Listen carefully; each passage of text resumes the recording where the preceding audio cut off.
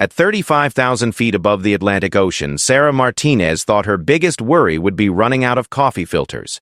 She had been a flight attendant for only 8 months, still nervous about spilling drinks on passengers and forgetting the safety demonstration. But when the captain's voice crackled through the intercom with words that would change everything, "We have a situation," Sarah realized that some moments in life arrive without warning, transforming ordinary people into extraordinary heroes. What started as a routine red-eye flight from New York to London became a test of human courage that would make headlines around the world.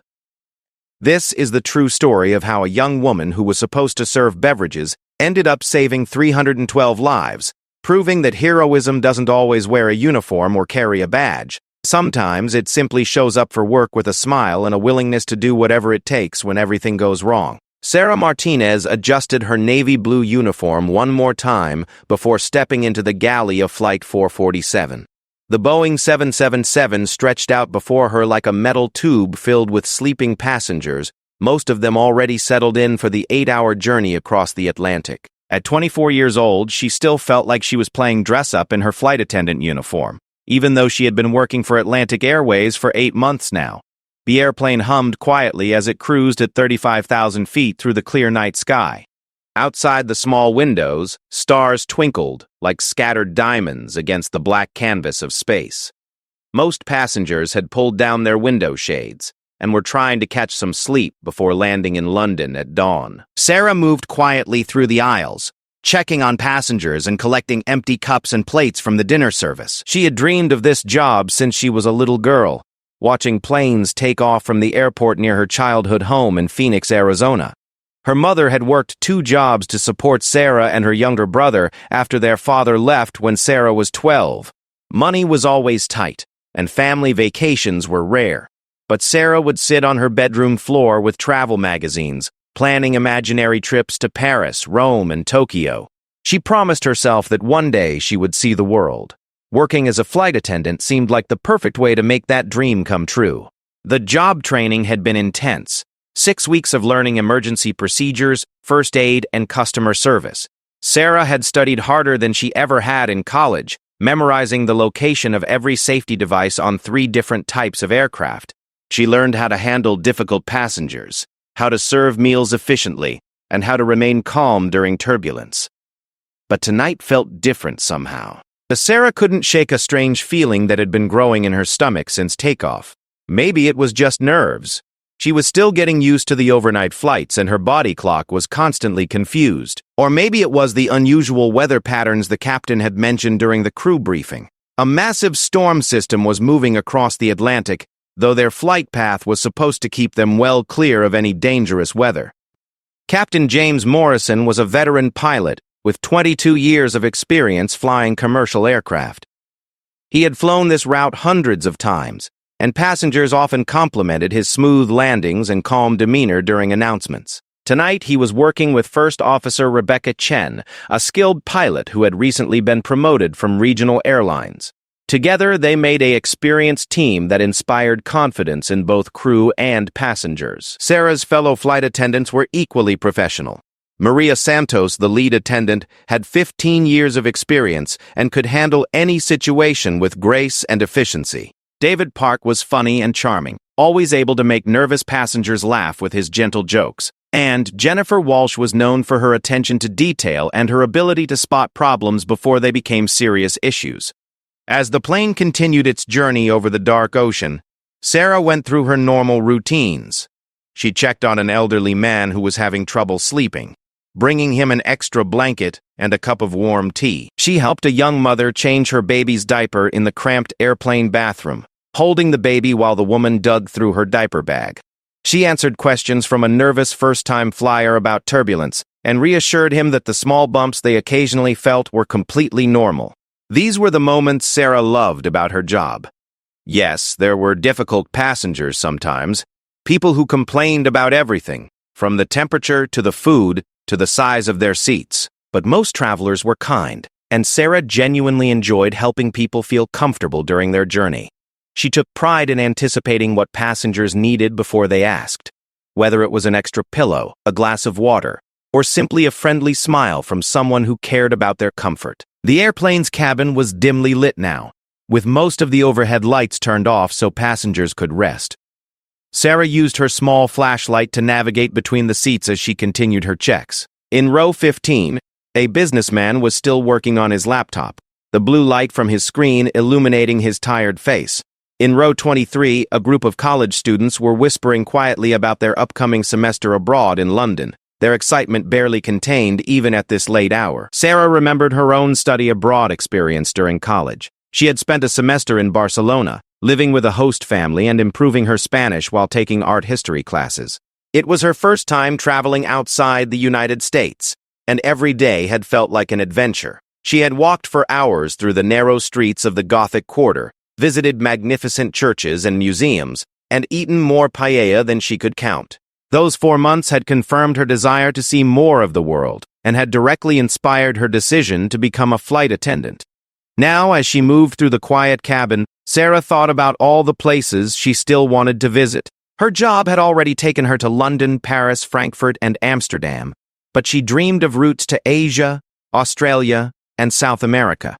She had been saving money for a vacation to Japan, planning to visit during cherry blossom season and experience the famous bullet trains she had read about in travel magazines. The galley was her refuge during long flights like this one.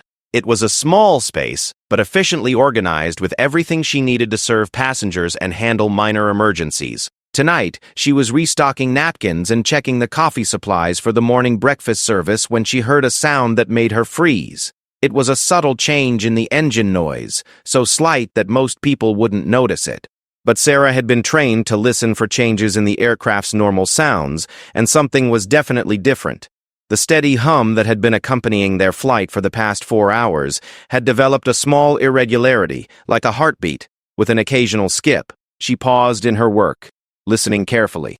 Maybe she was imagining things. The engines on these large aircraft were incredibly reliable, and mechanical problems during flight were extremely rare. Captain Morrison had mentioned during the crew briefing that all systems were functioning perfectly, and the plane had just completed its scheduled maintenance inspection the week before.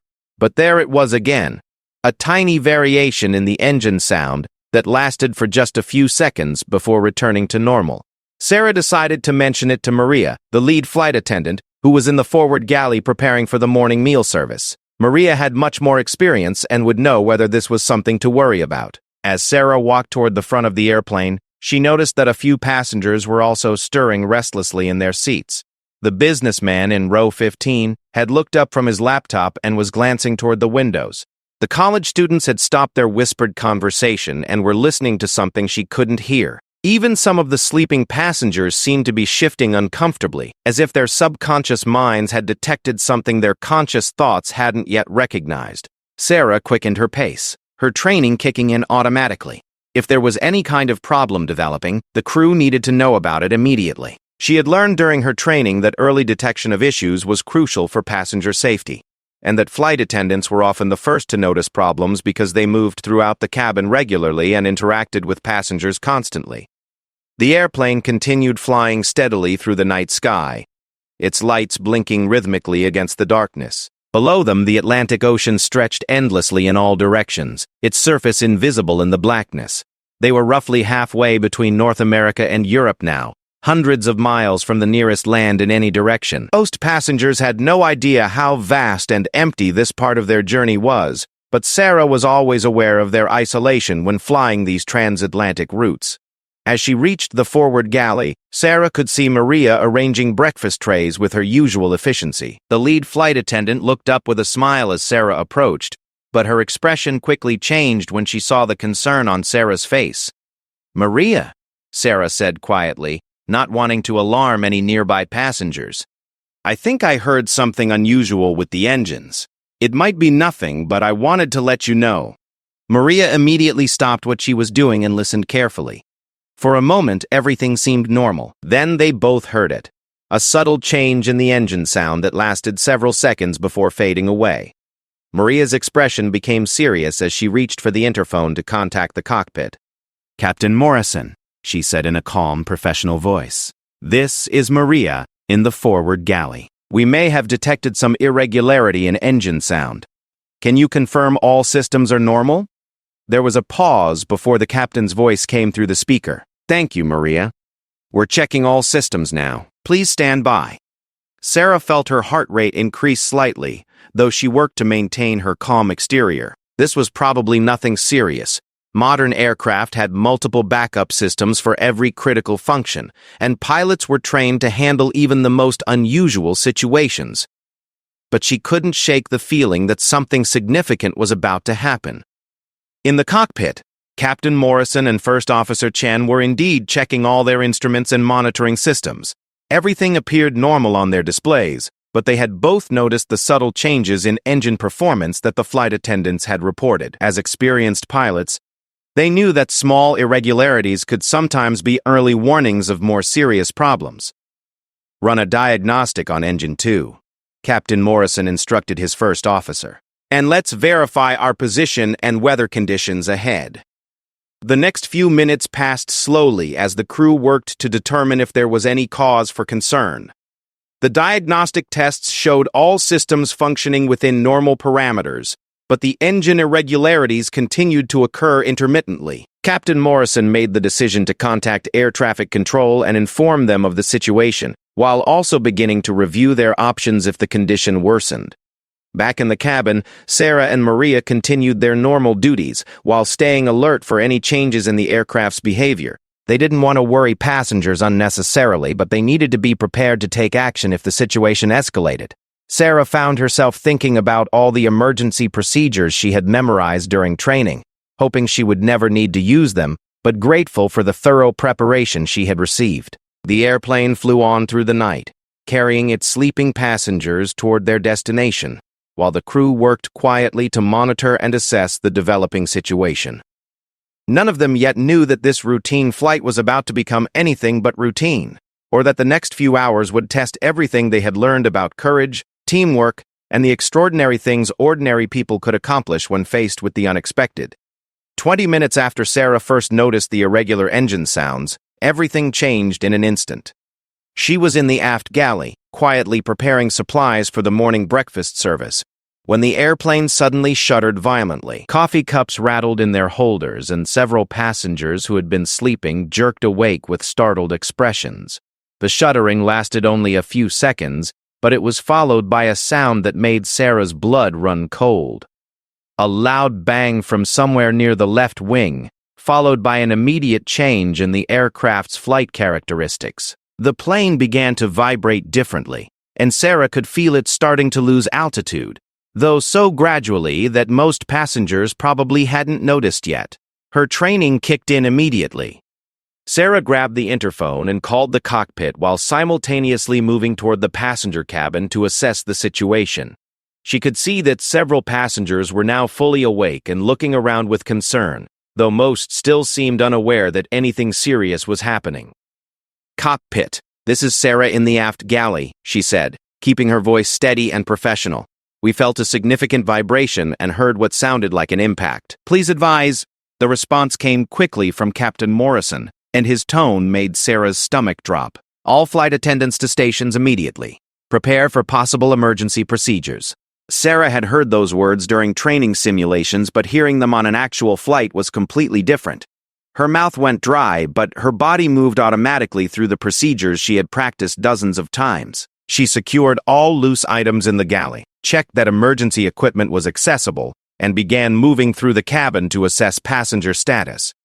In the cockpit, Captain Morrison and First Officer Chen were dealing with a cascade of warning lights and alarms. The bang Sarah had heard was Engine 2 suffering what appeared to be an uncontained failure.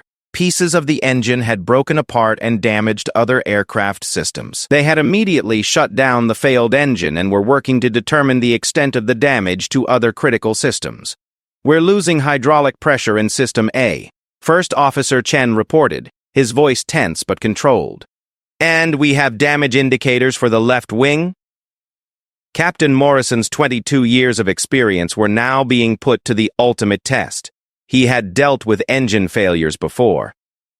But this situation was more complex. The damaged engine had apparently thrown debris that impacted other parts of the aircraft. creating multiple system failures that needed to be addressed simultaneously. "Contact air traffic control," he instructed Chen. "Declare an emergency and request immediate vectors to the nearest suitable airport. I'll handle the aircraft systems." Meanwhile, Sarah was moving through the passenger cabin with practiced efficiency, though her heart was racing. She could see that more passengers were becoming aware that something was wrong. The businessman in row 15 had closed his laptop and was gripping his armrests tightly. The college students who had been excited about their London adventure were now holding hands and looking worried. Sarah knew that passenger management was crucial in an emergency situation. Panic could spread quickly through the confined space of an aircraft cabin, potentially making an already dangerous situation much worse. Her job was to project calm confidence while providing accurate information and preparing everyone for whatever might come next. "Ladies and gentlemen," she announced over the passenger address system, "the captain has asked that everyone please return to their seats and ensure their seatbelts are fastened. We are experiencing some technical difficulties, and the flight crew is working to resolve the situation." The announcement had the intended effect of getting passengers' attention without causing immediate panic, but Sarah could see the concern spreading through the cabin.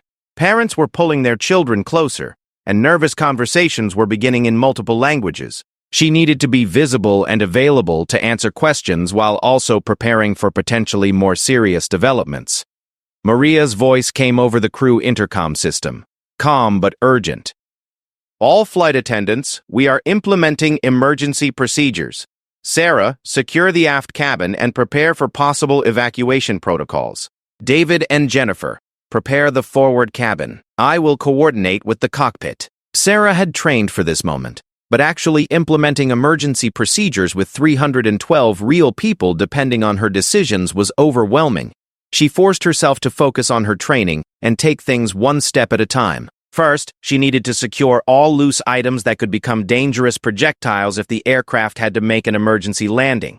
Then she would brief passengers on emergency procedures and ensure everyone was prepared for whatever the pilots decided to do. As she worked, Sarah could hear Captain Morrison making an announcement to the passengers. His voice was reassuringly calm and professional, exactly as she had been trained to sound during emergencies. "Ladies and gentlemen, this is your captain speaking. We have experienced a mechanical problem with one of our engines, and as a precautionary measure, we are diverting to Shannon Airport in Ireland for an emergency landing. The aircraft is flying normally on the remaining engine, and we expect to be on the ground within 90 minutes. The flight attendants will be providing you with additional safety information shortly."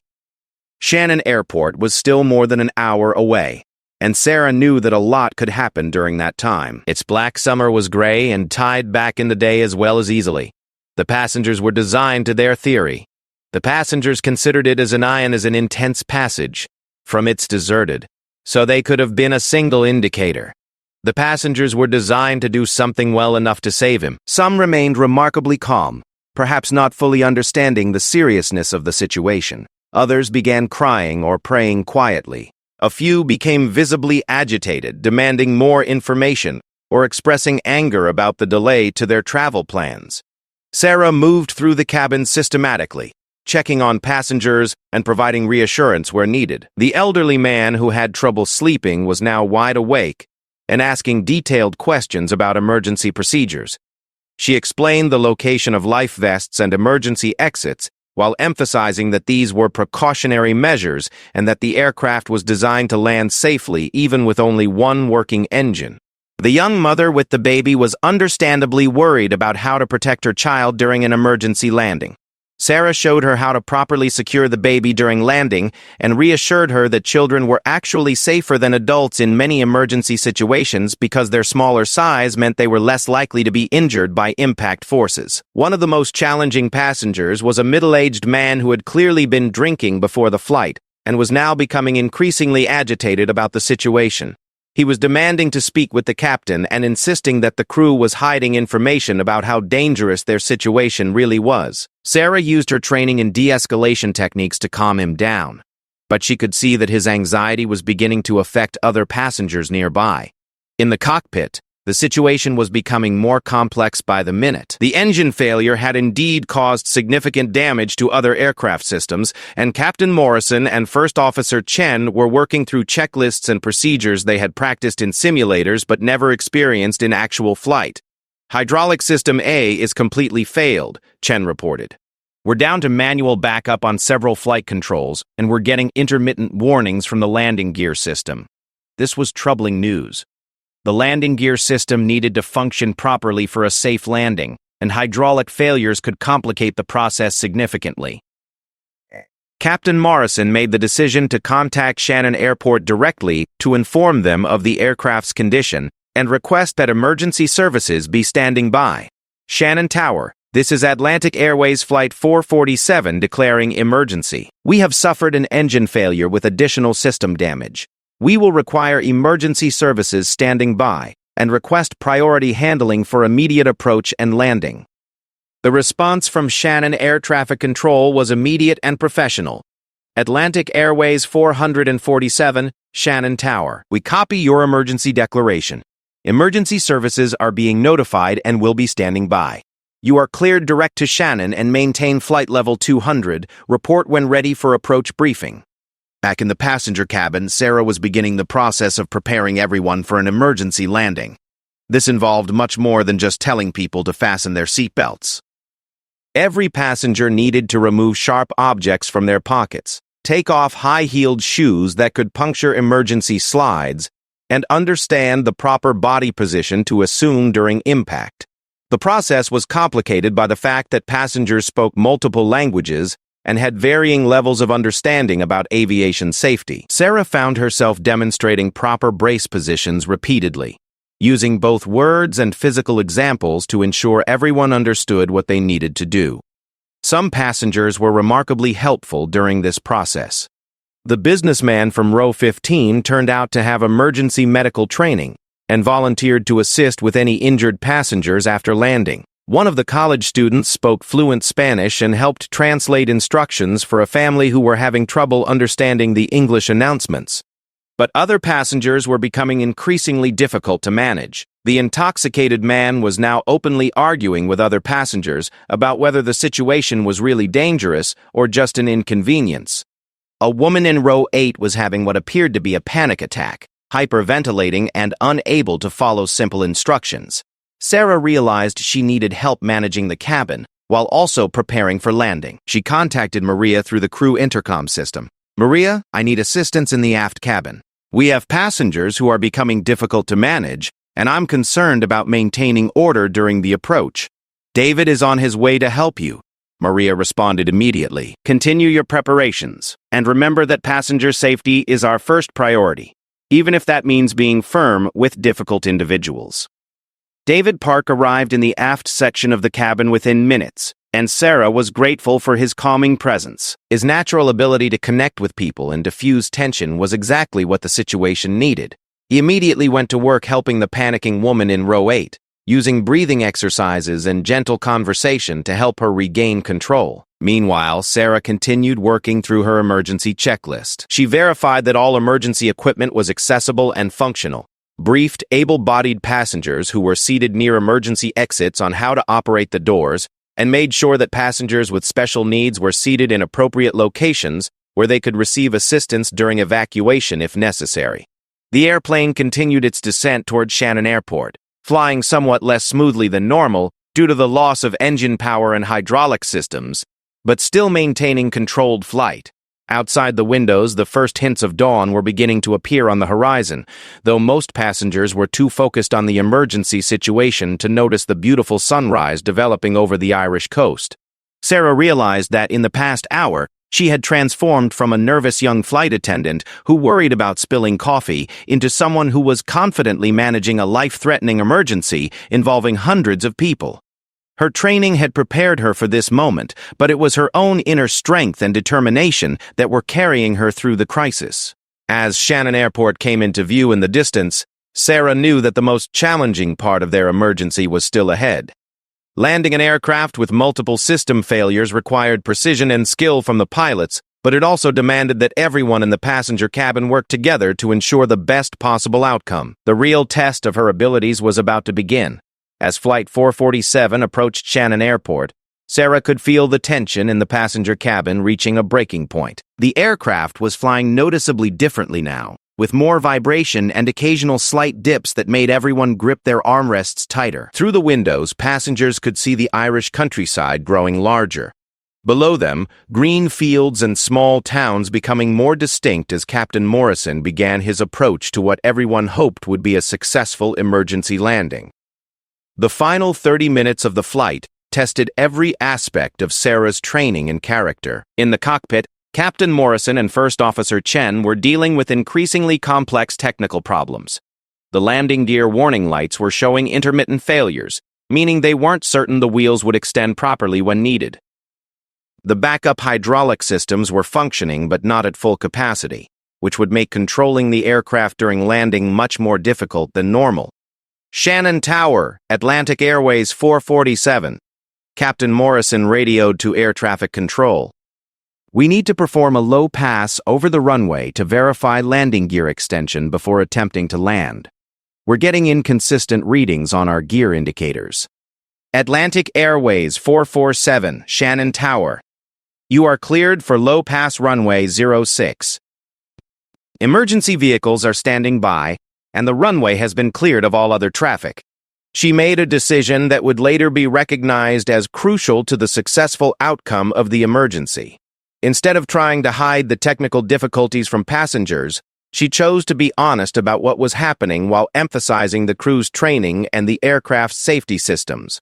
Ladies and gentlemen, she announced over the passenger address system, we are approaching Shannon Airport now, and the pilots are taking extra precautions to ensure our safety. We may need to fly past the runway once so that ground personnel can visually confirm that our landing gear is functioning properly.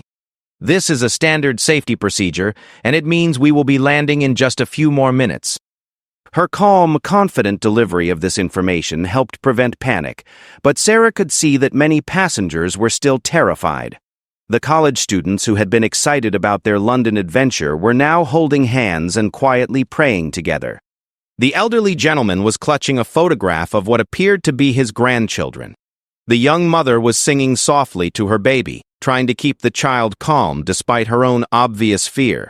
As the aircraft made its low pass over Shannon Airport, Sarah positioned herself where she could see out the windows and observe the ground crews. Fire trucks and ambulances were lined up along the runway, their emergency lights flashing in the early morning light. She could see people on the ground looking up at their aircraft through binoculars, checking the condition of the landing gear and external damage from the engine failure. Captain Morrison's voice came over the intercom again, and Sarah was struck by how steady and reassuring he sounded, despite the enormous pressure he was facing. Ladies and gentlemen, ground personnel have confirmed that our landing gear appears to be functioning normally. We are going to circle around and make our approach for landing. Please ensure your seatbelts are fastened tightly and review the emergency information your flight attendants have provided. The approach to landing was unlike anything Sarah had experienced in her 8 months as a flight attendant. The aircraft descended more steeply than normal, and she could feel Captain Morrison making constant adjustments to maintain control with the reduced power and compromised systems. The remaining engine was working harder than usual, and its sound filled the cabin with a constant, urgent hum.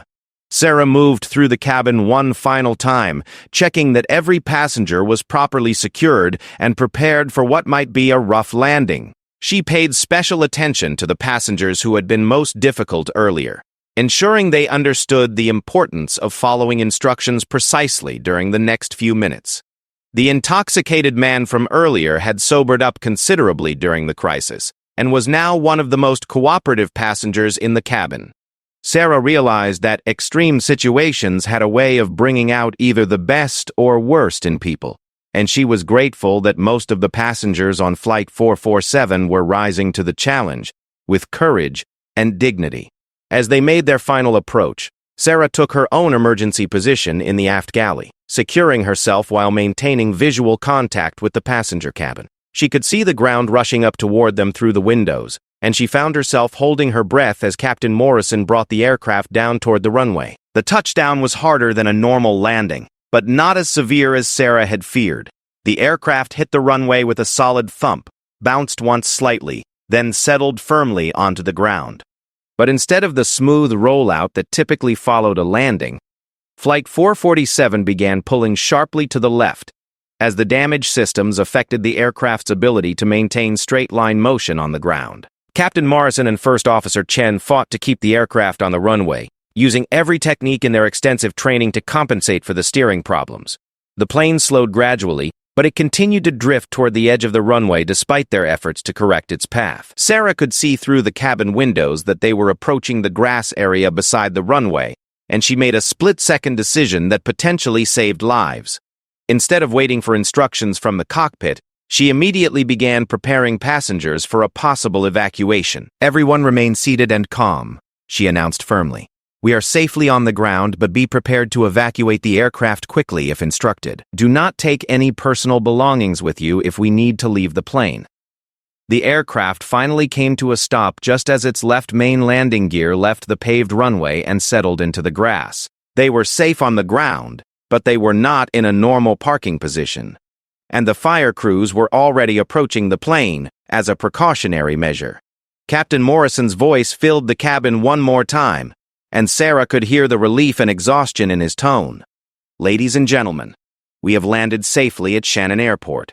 Please remain in your seats while the ground crew inspects the aircraft. Do not attempt to retrieve items from the overhead bins at this time." But Sarah could see through the windows that smoke was beginning to appear near the damaged engine, and she knew that an evacuation might be necessary, regardless of the captain's instructions. She contacted Maria through the crew intercom system to coordinate their response. "Maria, I can see smoke developing on the left side. I think we need to be ready for immediate evacuation." "Agreed," Maria responded. "Stand by for evacuation order." Within 60 seconds, the order came from the cockpit. "Flight attendants, initiate emergency evacuation. All passengers evacuate immediately." Sarah had practiced this procedure dozens of times during training, but implementing it with real passengers in a real emergency was entirely different. She immediately opened the aft emergency exit, activated the evacuation slide, and began the process of getting 312 people off the aircraft as quickly and safely as possible. "Leave everything behind," she called out as passengers began moving toward the exits. "Jump feet first onto the slide and move away from the aircraft immediately when you reach the bottom." The evacuation process was challenging because many passengers instinctively wanted to retrieve their luggage despite repeated instructions to leave everything behind. Sarah had to be firm with several people who were slowing down the evacuation by trying to open overhead bins or grab personal items from under their seats. The college students who had been nervous during the flight turned out to be heroes during the evacuation. Without being asked, they positioned themselves at emergency exits and helped elderly and disabled passengers navigate the evacuation slides. Their youth and energy were exactly what the situation needed, and Sarah made a mental note to commend their actions in her post-incident report. The young mother with the baby was one of the most challenging evacuations. Sarah personally assisted her, holding the baby while the mother went down the slide, then following with the child to ensure both reached safety. The trust this woman placed in Sarah during those terrifying moments was something Sarah would remember for the rest of her life. The entire evacuation was completed in less than 8 minutes, well within the certification standards for aircraft emergency evacuation. All 312 passengers and crew members reached safety without serious injury, though several people were treated for minor cuts and bruises sustained during the rapid exit from the aircraft. As Sarah stood on the grass beside Shannon Airport's runway, watching fire crews pour foam on the smoking aircraft engine, she realized that her life had changed forever. 8 hours earlier, she had been a nervous young flight attendant worried about serving coffee properly. Now she was being praised by emergency personnel for her calm, professional response to a life-threatening crisis. Captain Morrison approached her as they waited for buses to transport the passengers to the terminal. His face was exhausted but smiled with genuine gratitude. "Sarah," he said, "your actions today saved lives. The way you managed the passenger cabin and conducted that evacuation was textbook perfect. I've been flying for over 20 years, and I've never seen better work from a flight attendant." In the days that followed, Sarah's story became international news. Aviation safety experts praised the crew's response to the emergency, and passengers wrote letters describing how Sarah's calm confidence had helped them get through the most terrifying experience of their lives. The businessman from row 15 nominated her for a Civilian Heroism Award. The college student started a social media campaign praising her professionalism and courage. But for Sarah, the real reward was simpler than any award or recognition. She had discovered something about herself that she never knew existed. When faced with a genuine crisis, when people's lives depended on her actions and decisions, she had found the strength and skill to do exactly what needed to be done. 6 months later, Sarah was promoted to lead flight attendant, and she used her experience to improve emergency training procedures for new crew members. She never forgot that ordinary people could accomplish extraordinary things when circumstances demanded it, and she made sure that every new flight attendant understood that their job was about much more than serving beverages and checking seatbelts. The story of Flight 447 became a case study in aviation safety schools around the world. But Sarah preferred to think of it as proof that heroism doesn't require special qualifications or superhuman abilities. Sometimes it just requires showing up, doing your job with dedication and skill, and being ready to do whatever it takes when everything goes wrong. She still loved to travel, and she still dreamed of visiting Japan during cherry blossom season. But now she knew that her real calling wasn't just seeing the world. It was helping people navigate through their most challenging moments with courage, compassion, and professional excellence. From 35,000 feet above the Atlantic to the grass beside an Irish runway, Sarah Martinez had learned that some of life's most important journeys happen not between destinations, but in the moments when we discover who we really are, when it matters most.